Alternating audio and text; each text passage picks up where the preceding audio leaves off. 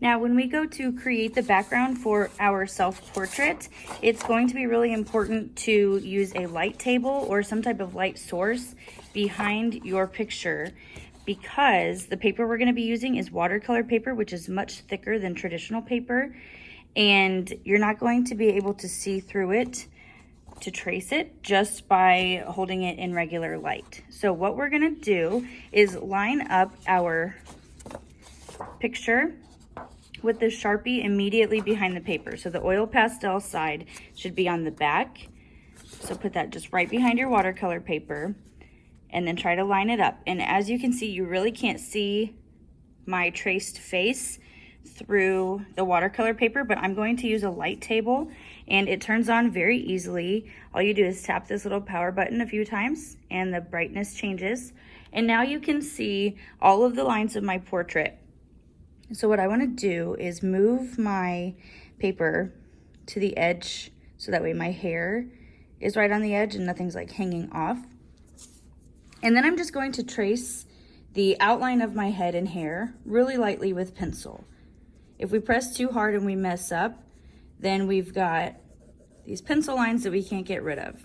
So really lightly, I'm just going around my hair. I'm not doing any details in my face, because we're going to fill in the backgrounds and we're not going to be able to see anything that's behind us. And in just a moment, I'll show you why. So I'm going to trace that all the way down.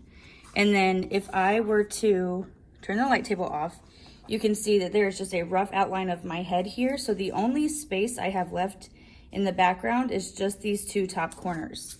So what you're going to be doing, since we're working on thicker paper, is using watercolor pencils. They work just the same as regular colored pencils, but then they're activated by water. So you'll get a bag of these, which are on my desk, and they'll be available for you to grab. But say, for example, I want to start out with red. I'm going to use it just like I would a regular colored pencil. And then basically you're just going to start coloring your design. I do recommend doing a practice version on a plain sheet of paper, just in case you mess up, because this final paper has already been cut and measured for you and it's correct. So if you'd like to do a practice, I recommend doing that on regular computer paper or regular drawing paper. But say I want to do some type of abstract design, it's probably good to have a plan in place first. So these work just like regular colored pencils, as you can see, and then eventually, once you're done with your drawing, you will paint over them with water, and this colored pencil material turns to watercolor paint.